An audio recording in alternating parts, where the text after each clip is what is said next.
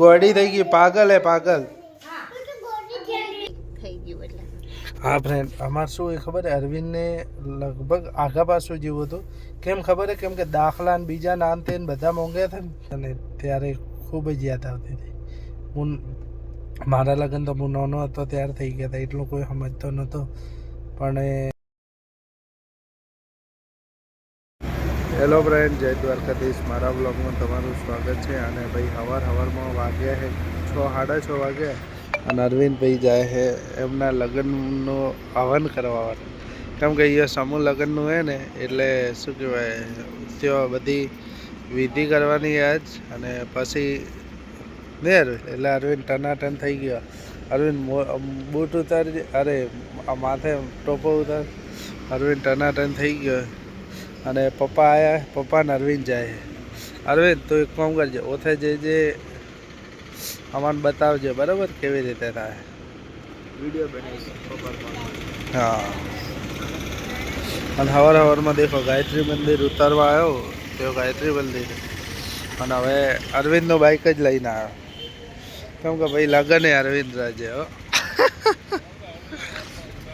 અને આવી ગયા પપ્પા, દેખો ફોન કરે છે, કોઈક ગાડી આવવાની હતી એટલે. અને અરવિંદ ઉભો દેખો. અને આ પણ ઠંડી લાગે છે જોરદાર, બરાબર, એટલે આ બધું વધી નાખ્યું. હવે દેખો ફોન કરવાની તૈયારીમાં છે, બસ ફોન કરે એટલે પોકે. એટલે ફ્રેન્ડ આપણે ઘરે આવતા રહ્યા. દેખો વાદલા થઈ ગયા. આજ તો આજ વાતાવરણ આખું અલગ જ. અરે પિંછો આવી ગઈ, બરાબર. અને અમે પિંછો ઘરે આવ્યા હો.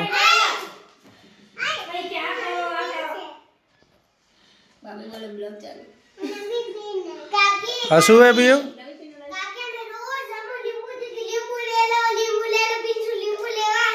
પિંચો તે ખાઈ લીધું? પેલું વાટકામ શું હતું?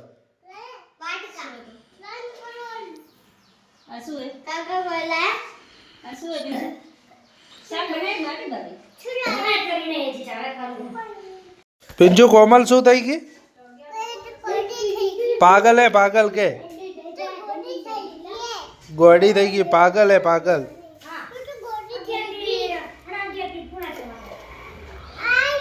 પિંચુ પપ્પા ક્યારે આવશે? પપ્પા હે પિંચુ, પપ્પા ક્યારે આવશે? ક્યારે? આજે આવશે? સાચું કે? કાકીને કહેજે મને ભૂખ લાગી છે, કહેજે.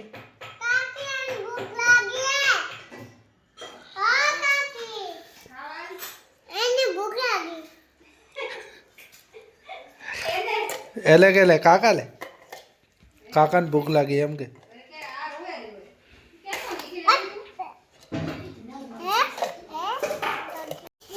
તો ફ્રેન્ડ આપણે એને પિયુન ઘરે આવ્યા હતા જમવા, બરાબર. હવે જમી લીધું એ ફટાફટ. ભૂખ લાગી હતી કેમ કે ભગુભાઈ લેટ આવ્યા હતા ને, એટલે તમારે જમવાનું ના બતાવ્યું.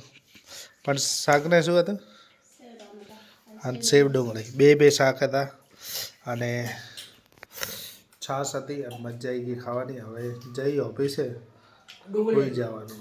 અને ડુંગળી એ ડુંગળીનો કચુંબર હતો. અને આ દેખા કોમલ શું ખાઈ રહી? કોમલ શું ખાય તું? હા, ચોળાફળી કહેવાય. આ તો કે તીખી વેફર, ચોળાફળી. અને ભગુભાઈ જમે રહ્યા. અને હવે અમે જઈએ ઓફિસે. ફ્રેન્ડ આપણે ભગુભાઈને ઘરે જમી અને ગયા હતા ઓફિસે. ઓફિસે જઈને મસ્તીથી હોઈ ગયા હતા 5:30 વાગ્યા સુધી. એટલે પછી શું થયું ખબર હે? અરવિંદ પાછળથી લાઇટ મારે છે, કારણ શી ખબર હે, મજા આવે, બરાબર. અને બિયલ ગયા હતા આપણે ગાડી લઈને એક જગ્યાએ જમવા. કેમ કે અમે ઘણા બધા હતા, એટલે પછી લેટ. કેમ કે ઘણા બધા એ ગાડીમાં એડજસ્ટ ના થવાય. અને આ દરિયા પંડ્યા ઉતરી ગયા ગાડીમાંથી, બરાબર. દડા પાછી આય આ તો પાછી આવવાનું કીધું, પણ આ ફોપડ્યું નહીં લગભગ, બરાબર. અને હવે જઈએ ફટાફટ ઘરે. આવી ગઈ હોબળી કીધી એટલે તું ખાખરાનો ઓર્ડર આલો જાય અરવિંદ ખાખરાનો ઓર્ડર હાલવા જાય, ડિલિવરી આલો જાય ડિલિવરી હાલવા જાય, ઓર્ડર બરાબર. આયરો અને આજ આજ આજ આજ દરિયા પંડ્યા ખુશખબરી કે છે. દાદા શું ખુશખબરી કી?